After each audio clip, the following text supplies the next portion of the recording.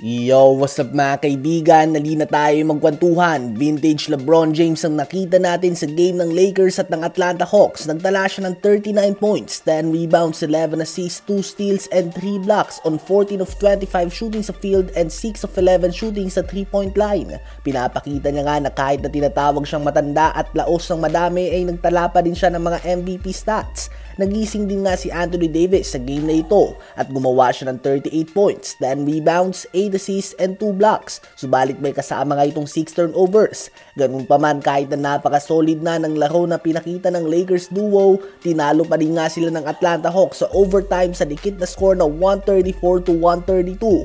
At dahil yan sa game winner ni Trae Young na halimaw na performance ang pinakita sa game na ito, 31 points, 4 rebounds, 20 assists, and only 3 turnovers. Tila ba pinapakita niya nga sa Lakers na sulit ang kahit na anong trade package na ibigay nila sa Hawks para sa kanya.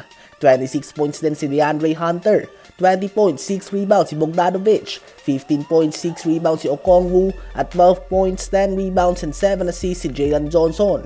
Malaking pinagkaiba sa game na ito ay ang bench scoring, 65 points para sa Atlanta Hawks at 17 points lang para sa Lakers. Classic game na ito mga kaibigan, sulit para sa Hawks at masakit naman para sa Lakers.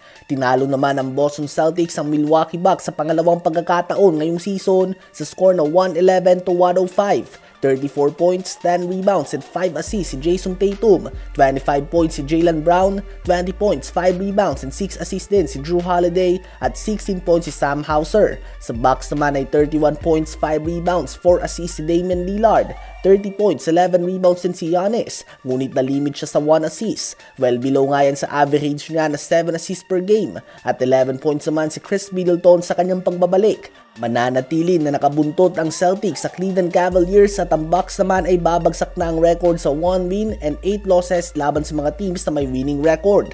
Ang balance scoring ng Sacramento Kings naman ang tumambak sa San Antonio Spurs na walang Victor Wembanyama sa score na 140-113. 23 points si DeMar DeRozan, 22 points, 16 rebounds si Sabonis, 22 points, 9 rebounds, 6 assists si Malik Monk, 22 points, 8 assists din si De'Aaron Fox, 17 points, 6 rebounds si Keegan Murray, at 16 points naman si Kevin Huerter off the bench. Kahit na muling nagtala ng 30 points si Franz Wagner ay tinalo pa din nga ng Philadelphia 76ers ang Orlando Magic sa score na 102-94. 21 points, 9 assists si Paul George, 20 points si KJ Martin, 16 points si Yabusele, 16 points din si Tyrese Maxey, at 13 points, 10 rebounds naman si Kelly Oubre Jr. May mga ongoing game pa nga mga kaibigan tulad na lamang ng Warriors at Minnesota Timberwolves, at so far ay hawak nga ng Timberwolves ang lamang sa third quarter.